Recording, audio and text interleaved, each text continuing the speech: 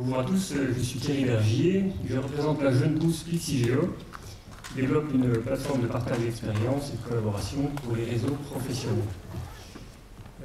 Donc c'est un outil qui pourrait a priori très utilement être utilisé par les LINLAB, par les espaces d'animation, de l'innovation.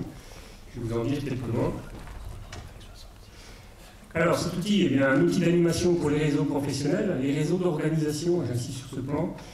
Alors les réseaux territoriaux de développement économique, les LINLAB, l'espace d'innovation. Un réseau d'organisation, ça peut être des fédérations professionnelles, ça peut être des associations d'organisation, voilà, etc. En fait, toutes les communautés d'organisation qui coopèrent autour d'un intérêt commun. Ça peut être un intérêt commun pérenne sur la longueur de temps, quelque chose sur de multiples années, une fédération, un LINLAB. Ça peut être un intérêt commun localisé dans le temps, un partenariat autour d'un projet ponctuel. Voilà la cible de cet outil, et je crois que vous êtes assez bien dans la cible. Quelle est la valeur créée pour les clients? Eh bien, pour les réseaux, donc les animateurs de réseau notamment, eh bien, renforcer cette animation avec un outil moderne collaboratif. Pour les organisations qui sont membres de ces réseaux, eh bien, l'idée c'est de valoriser les projets, en faire la publicité. Parce qu'on va le voir, la fonction essentielle de cet outil, c'est de faire du partage d'expérience, de montrer les projets qui sont faits par les organisations partenaires. Donc valoriser les projets, trouver des idées et des partenaires. C'est-à-dire quelqu'un qui vient consulter les données, eh bien, il va voir les projets des autres de manière facile, rapidement. Ça pourra lui donner des idées. Si tel projet est réussi à tel endroit, avec tel partenaire, eh bien, je peux peut-être faire la même chose avec d'autres partenaires chez moi. Je peux aller plus vite pour développer le projet parce que, justement, eh bien, les places ont été suivies quelque part par d'autres. Ça peut être une manière aussi de recommander des prestataires. Dans la vie réelle des réseaux, on a tous cette expérience de rencontrer quelqu'un dans un cocktail et puis recommander d'utiliser tel ou tel prestataire parce qu'on le connaît, parce qu'il a travaillé avec nous sur un projet donné. C'est une manière de recommander des prestataires. Et quelque part aussi, de manière générale, toutes les communautés de développement économique, dont vous faites tous partie, eh c'est montrer les productions et faciliter les financements ultérieurs. Ce qu'on constate de nos jours, c'est qu'il y a tellement d'informations sur Internet, pour réussir à savoir de quoi il en retourne sur un projet dont on a entendu parler, dont on sait peut-être le nom ou le porteur, c'est très compliqué. L'idée d'avoir, eh bien concrètement, voilà, d'avoir une présentation standardisée des projets avec la liste des partenaires. C'est le côté un peu travail ensemble, qui est aussi antenne de valeur, qui est derrière ce projet-là. On montre les projets des uns des autres et on montre surtout les partenaires, pas que le porteur.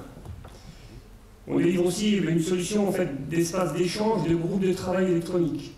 En fait, en réalité, on constate, parce que cette offre a été construite progressivement au fur et à mesure d'échanges avec des prospects qui deviennent des clients maintenant, et on constate que ces réseaux, souvent, ils se réunissent, comme là, lors d'un événement aujourd'hui, ils font des groupes de travail pour travailler sur quelque chose de bien spécifique. Et on apporte en complément une solution un peu de groupe de travail électronique pour faciliter la vie des uns des autres, les commissions et tout ça. Et à notre sens, notre petite innovation, parce que le collaboratif, il en existe beaucoup de nos jours, c'est qu'on essaie de faire du collaboratif entre organisations. On est vraiment sur les partenariats ponctuels ou pérennes entre organisations. Et évidemment, les personnes de chaque organisation participent physiquement. On est vraiment sur de la relation entre les organisations. Alors, on a une version 1 de l'application qui fonctionne, que nous commercialisons. Alors, c'est une des premières, on va dire, présentations complètement publiques. Jusqu'à présent, les choses se sont faites progressivement avec des partenaires, dont la Fondation des Territoires de demain, que je remercie, puisqu'elle a tout de suite vu l'intérêt, a priori, du projet dans votre contexte. Donc, on a une V1, voilà, je vous en présente quelques planches rapidement. Très vite. Très vite, parce qu'on va essayer de rattraper un peu le temps. Alors on voit tout de suite, voilà, quand on se connecte, eh bien, les projets du réseau en question. Donc en fait, ce sont des espaces communautaires semi-fermés sur la communauté en question. Donc là, on a pris l'exemple des territoires de demain. Donc on a un espace communautaire qui est réseau social des territoires de demain.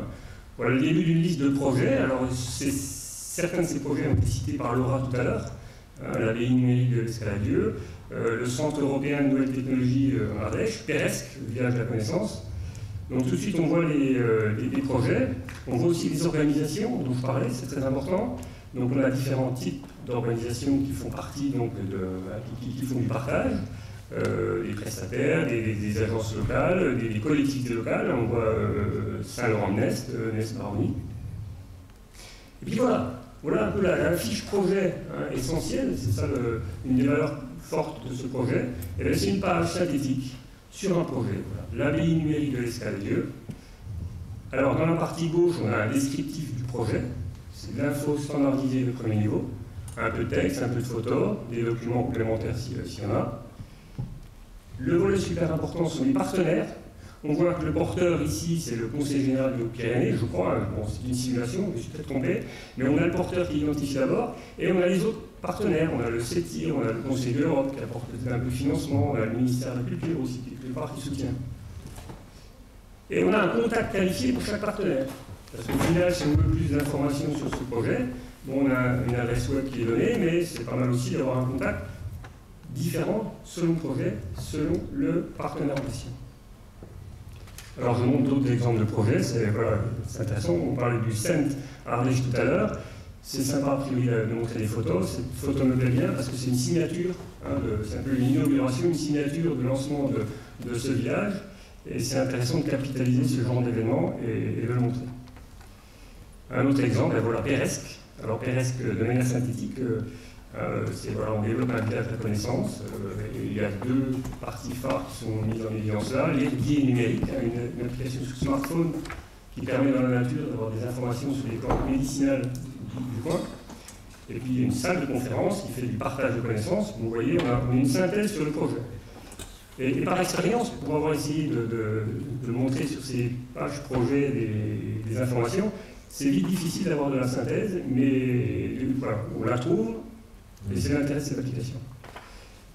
Alors maintenant, rapidement, voilà, on fait un peu de partage de documents, les documents connexes. Là, on voit par exemple, c'est dans un autre contexte, c'est une association technique qui a un bureau et qui travaille ensemble. Alors là, c'est un groupe plus fermé, de personnes, et l'accès est contrôlé pour ce genre d'action. Eh bien, on a un certain nombre de documents qui sont partagés. Donc on peut dire que c'est un outil de gestion pour les porteurs de projets. C'est un outil de gestion pour les porteurs de projets, je dirais, c'est surtout un outil d'animation des réseaux, en fait. Et voilà, c'est la synthèse de ma dernière planche. Les porteurs de projets sont dans des réseaux d'animation, de développement pour un peu faire monter la mayonnaise à plusieurs.